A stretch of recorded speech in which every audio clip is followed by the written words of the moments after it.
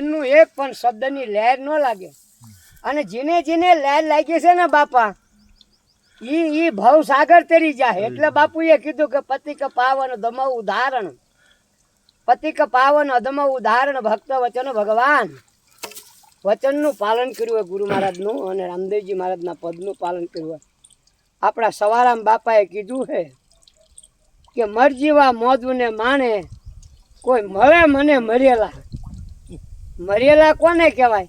જેને ભાવ નથી, જ્ઞાન નથી, કોઈ વસ્તુનું આચરણ પાલન નથી.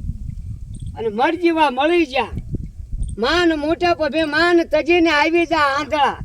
ફોગડ ફંદાની માય ફસાયો સિદ્ધ નિજ ધર્મ, માને મોઈને મોટે પે નહીં હાથે પોરાન. સમજ્યા? એટલે કહેવાનો મતલબ કે સત કમાણી તમને જાળવ, તમે એને જાળવશો તો સત્ય શબ્દ અને પરમાત્મા